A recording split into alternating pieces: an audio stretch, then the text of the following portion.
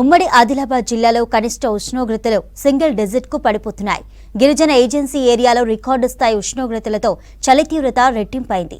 పెరుగుతున్న చలితో welfare హాస్టళ్లలో students అనారోగ్య పాలవుతున్నారు.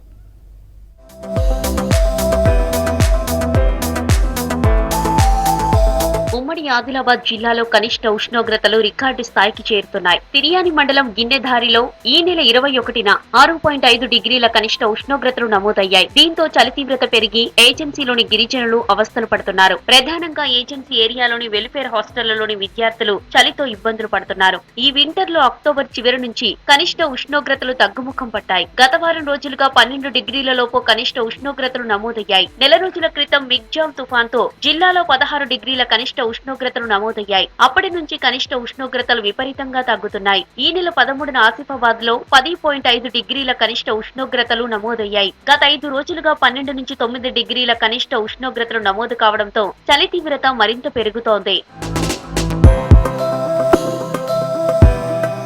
ఉమ్మడి జిల్లా వ్యాప్తంగా వెల్ఫేర్ హాస్టళ్లలో కనీస వసతులు లేవని ఆరోపణలు వ్యక్తమవుతున్నాయి. గిరిజన ఆశ్రమ సాంఘిక సంక్షేమ హాస్టళ్లు సుమారు 750 వరకున్నాయి. ఇందులో 6వ తరగతి నుంచి 10వ తరగతి వరకు 68,000 మంది పిల్లలు విద్యను అభ్యసిస్తున్నారు. వీరికి ఏటా దుప్పట్లు పంపిణీ చేయడంతో పాటు చలికాలంలో వేడి నీళ్ల కోసం గీజర్లు ఏర్పాటు చేయాల్సి ఉంటుంది. దుప్పట్లు పంపిణీలో ఆలస్యం కాగా అధిక శాతం హాస్టళ్లలో గీజర్లు కనిపించడం లేదు. హాస్టళ్లకు కిటికీలు లేక చలి విపరీతంగా ఉంటుంది. పొద్దున 5 గంటలకి లేచి యోగా చేస్తాము.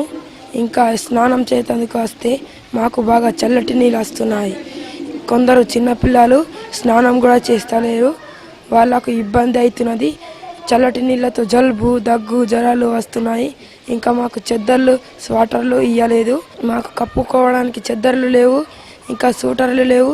మాకు చెద్దర్లు సూటర్లు వేడి నీళ్లు కావాలని కోరుతున్నాను. దుప్పట్లు పంపిణీ చేయకపోవడంతో విద్యార్థులు గతేడాది పంపిణీ చేసిన దుప్పట్లని వినియోగిస్తున్నారు. చినిగిన దుప్పట్లతో చలిని తట్టుకోలేకపోతున్నారు. ఏర్పాటు చేసిన గీజర్లు వర్క్ చేయడం లేదు. దీంతో స్టూడెంట్స్ నల్లాల వద్ద ఉదయం 6 గంటల టైంలో చన్నీళ్లతో స్నానాలు చేస్తున్నారు. చలి తీవ్రత పెరగడంతో చలిని తట్టుకోలేని స్టూడెంట్స్ అనారోగ్యానికి గురవుతున్నారు. జలుబుతో పాటు జ్వరాలతో మంచాలకు పరిమితమవుతున్నారు. శ్వాసకోశ వ్యాధులతో ఉన్నవారు తీవ్ర అస్వస్థతకు గురవుతున్నారు. క్రిస్మస్ హాలిడేస్ తో హాస్టళ్లలో సిబ్బంది అందుబాటులో లేరు. ఉన్న సిబ్బంది వివరణ ఇచ్చేందుకు నిరాకరించారు.